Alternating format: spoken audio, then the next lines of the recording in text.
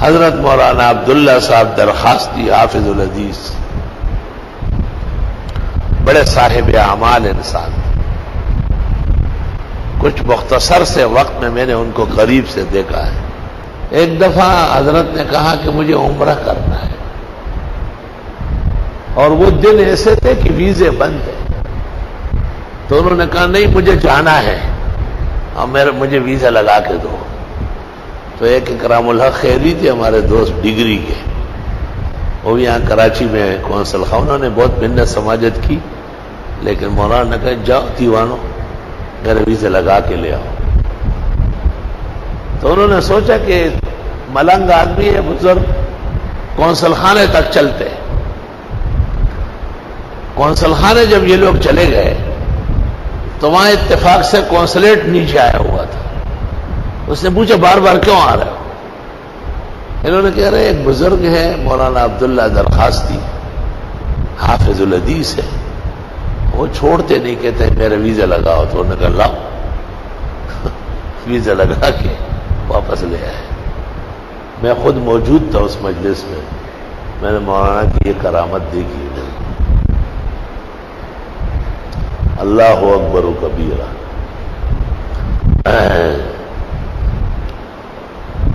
بعض لوگ اللہ کے ہاں بہت مقرب ہوتے ہیں اور ان کی بڑی خاص شان ہوتی ہے، دوسروں کے لیے تو صرف وہ ایک سبق ہے، اللہ کے ہاں ان کی قدر و منزلت ہے۔ میں سفر پر تو موجود نہیں تھا، اور اس زمانے میں ایک بڑی سازش چل رہی ہوتی تھی، بڑے بڑے بزرگوں کو استعمال کیا جاتا تھا، تو حضرت کو بھی یہاں کہیں لایا گیا۔ حضرت نے کہا کہ نہیں مجھے تو ان جگہوں میں نہیں جانا ہے، یہ سامنے کیا چیز ہے؟ کہا یہ مسجد مدرسہ ہے، میرا نام لیا کہ یہ اس کا ہے جو بزرگوں کو نہیں مانتے۔ حضرت نے کہا دیوانوں وہی تو بزرگوں کا آدمی ہے، یہاں تشریف لے آئے پورے جلوس کے ساتھ، یہاں کھڑے ہو کر 2 رکعت پڑھی، پھر واز کی حدیث سنائی، مولانا سفر پر ہے ان کے لیے خیریت کی دعا کرو، اور بس روانہ ہو گئے، نکل گئے سیدھا، اور جہاں کے لیے ان کو پابند کیا وہاں قدم نہیں رکھا۔ تو مجھے ایسی جگہوں میں نہیں جانا ہے جس سے عقیدے توحید کو نقصان ہو رہا ہو۔ اور بھی عجائب و غرائب کرامات دیکھی مولانا عبداللہ درخواستی کی۔ اللہ، بھٹو کے آخری دور میں وہ غیر معمولی سختی کرنے لگا تھا اپوزیشن سے۔ ایک دن اخبار میں آیا کہ حضرت مولانا عبداللہ درخواستی کو رات کو گرفتار کیا۔ ہمارے استاد حضرت بنوری رحمت اللہ علیہ وہ بعض مسائل کی وجہ سے حضرت درخواستی سے زیادہ خوش نہیں تھے،